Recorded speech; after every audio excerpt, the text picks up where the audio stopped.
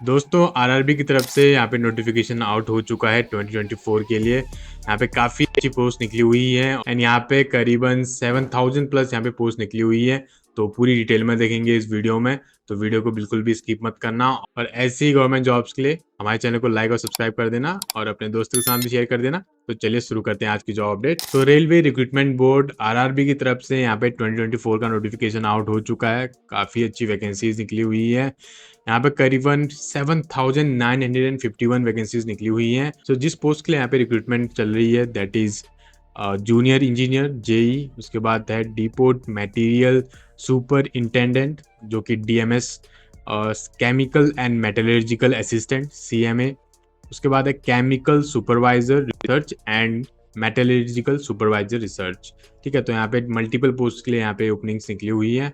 और बात करते हैं सैलरी की, तो सैलरी आपकी वेरी कर सकती है डिपेंडिंग अपॉन द पोस्ट, जो कि 35,000 से लेकर 44,000 पर मंथ के बेसिस में यहाँ पे आपको मिलने वाली है। और ये वेरी करेगी जिस भी पोस्ट के लिए आप यहाँ पे अप्लाई करोगे। बात करते हैं एक्सपीरियंस की, तो एक्सपीरियंस की यहाँ पे रिक्वायरमेंट नहीं रहने वाली है। फ्रेशर्स यहाँ पे इजीली अप्लाई कर सकते हैं। So total number of vacancies 7000 plus यहाँ पे वैकेंसीज निकली हुई हैं। बात करते हैं जॉब लोकेशन की, तो यहाँ पे अक्रॉस इंडिया यहाँ पे जॉब लोकेशन रहने वाली है। और जो लास्ट डेट रहने वाली है इस पर्टिकुलर एप्लीकेशन की है 29 अगस्त 2024। सो जितना जल्दी हो सके उतना जल्दी अप्लाई कर लेना। सारा चीज़ हम इस वीडियो में देखेंगे, तो लास्ट तक जरूर देखना। Let's see the education qualification. So qualification देख लेते हैं। तो अलग अलग पोस्ट के लिए यहाँ पे अलग अलग क्वालिफिकेशन रिक्वायरमेंट रहने वाली है। मैं आपको फटाफट यहाँ पे ब्रीफ कर देता हूँ। पहले आपका केमिकल सुपरवाइजर रिसर्च के लिए आपको यहाँ पे डिग्री चाहिए होगी और its equivalent in the chemical technology. ठीक है, यहाँ पे कोई भी डिग्री कैंडिडेट अप्लाई कर सकते हैं। Same goes to the metallurgical supervisor, यहाँ पे भी आपको यहाँ पे डिग्री की रिक्वायरमेंट रहने वाली है, या आपके पास यहाँ पे मेटलर्जिकल इंजीनियरिंग में यहाँ पे आपके पास डिग्री होनी चाहिए। उसके बाद है जूनियर इंजीनियर इलेक्ट्रिकल। ठीक है, तो यहाँ पे आपके लिए 3 ईयर यहाँ पे डिप्लोमा की रिक्वायरमेंट रहने वाली है। मैकेनिकल वाले भी अप्लाई कर सकते हैं, केमिकल वाले भी अप्लाई कर सकते हैं, इलेक्ट्रॉनिक्स इंजीनियरिंग वाले भी यहाँ पे अप्लाई कर सकते हैं।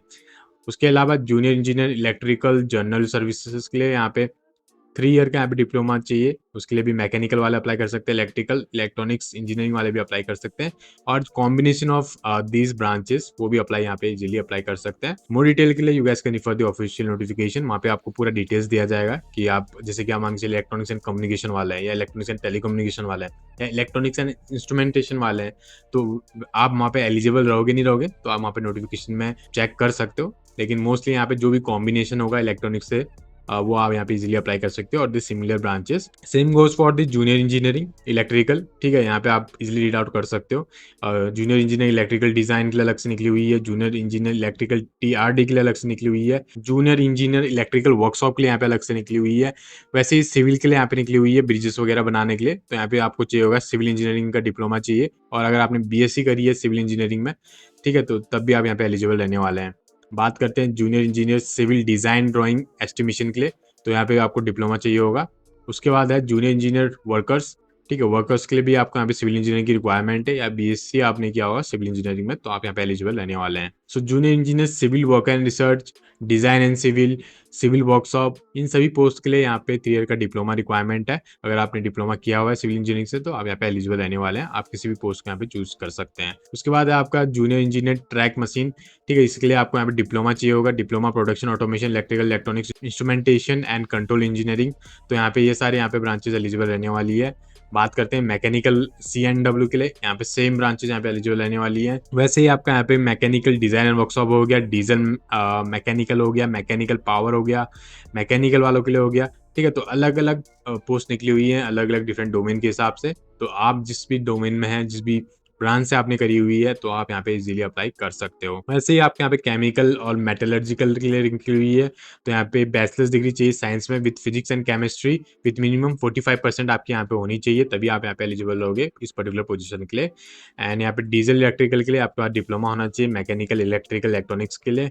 And same goes for the diesel electrical workshops, SNT design and drawing estimation, SNT telecommunication, यानी कि हर ब्रांच के लिए यहाँ पे अपनी अलग से यहाँ पे वैकेंसीज निकली हुई है डिप्लोमा कैंडिडेट्स के लिए। तो आप यहाँ पे रीड आउट कर सकते हो। सिंगल्स के लिए अलग निकली हुई है, सुपर इंटेंडेंट वालों के लिए भी यहाँ पे अलग से निकली हुई है, यानी कि यहाँ पे कुल मिला के यहाँ पे ग्रेजुएट, डिप्लोमा होल्डर्स और BSc वाले यहाँ पे एलिजिबल हैं। तो आप लोग यहाँ पे इजीली अप्लाई कर सकते हो। अब बात करते हैं एज लिमिट की, जो कि बहुत ही इंपॉर्टेंट रहती है। एज लिमिट यहाँ पे आपकी जो मिनिमम एज लिमिट रिक्वायरमेंट है वो 18 ईयर है, और जो मैक्सिमम एज लिमिट है वो है 36 ईयर। और यहाँ पे एज रिलैक्सेशन भी रहेगा एज पर दी गवर्नमेंट नॉर्म, जैसे कि यहाँ पे एसएससी वालों के लिए यहाँ पे 5 ईयर्स का रहता है, ओबीसी वालों के लिए यहाँ पे 3 ईयर्स का, 10 ईयर यहाँ पे जो पीडब्ल्यूडी वाले रहते हैं उनके लिए रहता है, 5 ईयर का एक्स सर्विसमैन वालों के लिए रहता है।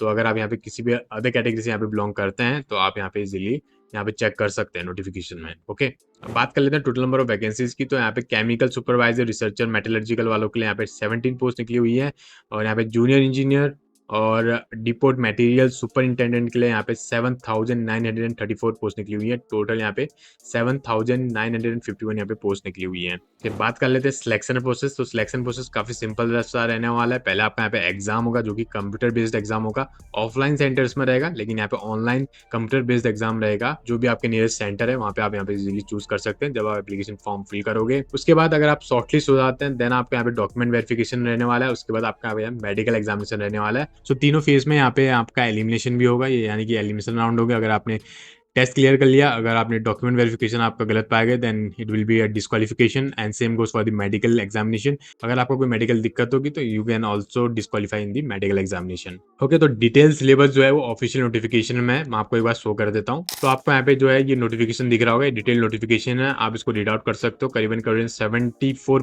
पेजेस का है। तो ऑलरेडी मैंने आपको बता दिया जो भी यहाँ पे डिटेल्स हैं, जो मेन डिटेल्स है मैंने ऑलरेडी आपको बता दी है। अब आप क्या करना है कि यहाँ पे आपको लास्ट में जो है टेस्ट का पैटर्न दिख जाएगा कि आपको टेस्ट कैसे आने वाला है यहाँ पे। तो यहाँ पे फर्स्ट स्टेज रहेगा जो कि मैंने बताया आपको, सीबीटी रहेगा, नहीं कंप्यूटर बेस्ड टेस्ट रहेगा। सेकंड भी आपका यहाँ पे कंप्यूटर बेस्ड टेस्ट रहेगा, उसमें क्या क्या आएगा हम देख लेंगे अभी। डॉक्यूमेंट वेरिफिकेशन रहेगा और मेडिकल एग्जामिनेशन रहेगा, ठीक है। यानी कि पहला आपका यहाँ पे सीबीटी रहने वाला है जो कि कंप्यूटर बेस्ड एग्जामिनेशन रहेगा, ऑनलाइन रहने वाला है, ऑफलाइन सेंटर्स में रहेगा। उसमें क्या क्या आएगा, पहले ड्यूरेशन 90 मिनट्स का रहने वाला है।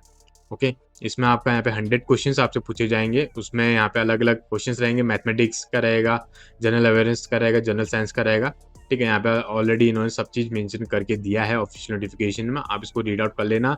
मैं टेलीग्राम ग्रुप में शेयर कर दूंगा, टेलीग्राम ग्रुप ज्वाइन नहीं किया तो ज्वाइन कर लेना, वहाँ पे आपको सारा चीज़ मिल जाता है मटेरियल। ओके, उसके बाद आपका सेकंड जो स्टेज रहेगा सीबीटी का, जो कि कंप्यूटर बेस्ड टेस्ट रहने वाला है, उसमें आपका सिलेबस सेम रहने वाला है। जनरल अवेयरनेस यहाँ पे पूछा जाएगा, फिजिक्स एंड केमिस्ट्री आपसे पूछी जाएगी, basics of computer and application, basics of environmental and population control, technical attendance. तो ये सारे यहाँ पे आपके जो है एग्जामिनेशन पैटर्न है, ठीक है, सब्जेक्ट्स हैं। उसके बाद अगर आप नीचे स्क्रॉल करोगे तो यहाँ पे ऑलरेडी जो भी डिप्लोमा कैंडिडेट्स हैं उनके लिए यहाँ पे सब्जेक्ट वाइज भी यहाँ पे बताया गया है कि आपका कैसे यहाँ पे आने वाला है, ठीक है। तो आप यहाँ पे से रीड आउट कर लेना इजीली। आप जैसे स्क्रॉल करोगे लास्ट में आपको यहाँ पे सब सिलेबस वगैरह सारा चीज़ दिया गया है, नंबर ऑफ पोस्ट भी दी गई है, जनरल और ओबीसी और SC ST सारे कैंडिडेट्स के लिए यहाँ पे जितने भी वैकेंसीज निकली हुई है सारी चीज़ यहाँ पे दिया है, ठीक है। यहाँ पे आप पढ़ सकते हो अपने हिसाब से, यहाँ पे सब्जेक्ट्स वगैरह सारी चीज़ यहाँ पे मेंशन किया गया है, ठीक है। ये देखो ये सिलेबस है, आप यहाँ पे पढ़ सकते हो, सिलेबस फॉर CMB एग्जाम। तो यहाँ पे सारा चीज़ आपको ऑफिशियल नोटिफिकेशन में मिल जाएगा। तो एप्लीकेशन फ़ी के बारे में बात करें तो यहाँ पे जनरल कैंडिडेट्स के लिए और ओबीसी कैंडिडेट्स के लिए, EWS कैंडिडेट्स के लिए यहाँ पे 500 रुपीज़ रहने वाली है, जिसमें कि 400 रुपीज़ आपको यहाँ पे रिफंड हो जाएंगे अगर आपने जो है टेस्ट अटेंड किया। अगर आपने टेस्ट अटेंड नहीं किया तो यहाँ पे आपको 0 रुपीज़ यानी कुछ भी आपको यहाँ पे रिफंड नहीं होगा। SC ST और ex serviceman, PWD, female candidate, transgender, minorities, ठीक है, इन सभी के लिए यहाँ पे 250 रुपीज़ यहाँ पे रहने वाला है एप्लीकेशन फ़ी, एंड ये रिफंड हो जाएगा फुली अमाउंट जो कि 250 रुपीज़ है आफ्टर अटेंडिंग दी CBT टेस्ट, ठीक है। अगर आपने टेस्ट अटेंड किया, सिलेक्शन हुआ नहीं हुआ कोई इशू नहीं है, अगर आपने अटेंड किया तो आपको यहाँ पे जो है रिफंड मिल जाएगा। अगर आपने अटेंड नहीं किया तो आपको यहाँ पे कोई भी रिफंड नहीं मिलने वाला है, यानी कि आपके यहाँ पे जो भी रुपीज़ आप यहाँ पे पे करोगे वो आपके वेस्ट हो जाएंगे, ठीक है। अगर आपने 400 रुपीज़ आपको रिफंड मिल जाएंगे अगर आप 500 रुपीज़ पे करते हो, यानी कि जो एप्लीकेशन फ़ी है बात बोल सकते हैं कि हम 100 रुपीज़ यहाँ पे रहने वाली है फॉर दी जनरल कैटेगरी और OBC और EWS कैटेगरी वालों के लिए। ओके, अगर आप यहाँ पे एप्लीकेशन फॉर्म फिल करते हो तो जरूर अटेंड करना, एंड अप्लाई करने के लिए आपको जो लिंक है वो नीचे डिस्क्रिप्शन में मिल जाएगा और कमेंट सेक्शन में मिल जाएगा, वहाँ से आप लोग इजीली अप्लाई कर सकते हो। उसके अलावा टेलीग्राम ग्रुप ज्वाइन कर लेना, वहाँ पे आपको जो है ऑफिशियल नोटिफिकेशन भी मैं शेयर कर दूंगा, वहाँ पे आपको सिलेबस भी मिल जाएगा। तो सारी चीज़ आपको जो है टेलीग्राम चैनल पे मिल जाएगी, तो जरूर ज्वाइन करना। सारा लिंक आपको नीचे डिस्क्रिप्शन में मिल जाएगा। तो जैसे आप लिंक पे क्लिक करोगे you will be directed to our website जो कि है jobforfreshers.co.in वेबसाइट। तो यहाँ पे आपको सारी डिटेल्स मिल जाएगी A to Z, education detail से लेके क्वालिफिकेशन रिक्वायरमेंट से लेके एज लिमिट, सो सारी डिटेल्स आप यहाँ पे से इजीली रीड आउट कर सकते हो, ठीक है। तो बहुत ही शॉर्ट और समराइज वे में मैंने यहाँ पे आपको ऑलरेडी यहाँ पे बता दिया है। आपको वहाँ पे 70 टू 80 पेजेस का जो नोटिफिकेशन है वो रीड आउट करने की जरूरत नहीं पड़ेगी। ओके, सो आप जैसे स्क्रॉल करोगे यहाँ पे आपको दिख जाएगा how to apply for RRB JE एंड यहाँ पे आपको दिख जाएगा apply link, just click here to apply for this position. तो जैसे आप यहाँ पे क्लिक करोगे तो आपके सामने जो है आरआरबी की जो वेबसाइट है वो ओपन हो जाएगी। एंड मेक श्योर, कभी कभी क्या होता है कि जो आरआरबी की वेबसाइट है वो आउट ऑफ रीच चले जाती है, क्योंकि जब नंबर ऑफ कैंडिडेट्स यहाँ पे ज़्यादा अप्लाई कर रहे होते हैं तो ये थोड़ा सा सर्वर डाउन हो जाता है गवर्नमेंट का। तो मेक श्योर आप यहाँ पे देख रहे हैं तो थोड़ा देर में ट्राई कर लेना या नाइट में ट्राई कर लेना अगर यहाँ पे आप अप्लाई नहीं कर पा रहे हो तो। अब अप्लाई करने के लिए आपका सिंपल सा है, आपको पहले अकाउंट क्रिएट करना होगा, just click on create account. तो आपके सामने ऐसा आ जाएगा, यहाँ पे ओके क्लिक कर लेना। अब ये बेसिक सा यहाँ पे है, आपको अपनी डिटेल्स फिल करनी है। पहले है कंट्री ऑफ नेशनलिटी, यहाँ पे इंडिया सेलेक्ट कर लेना।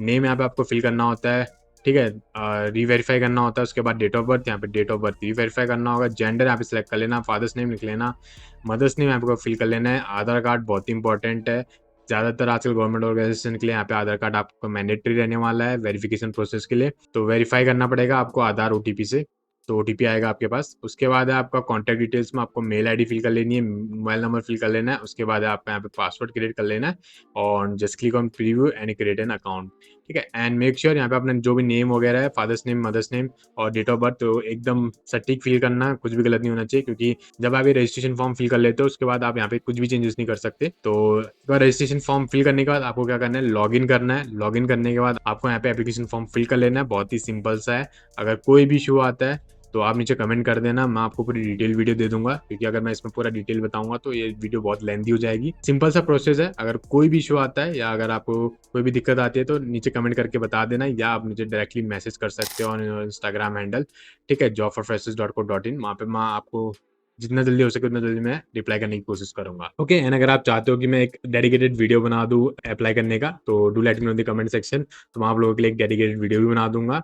और ऐसे भी जॉब अपडेट्स के लिए you guys can subscribe to YouTube channel and share it with your friends, और वीडियो को लाइक भी कर देना। And I will see you in the next video, till then take care, stay safe and keep applying for job. All the best, bye bye.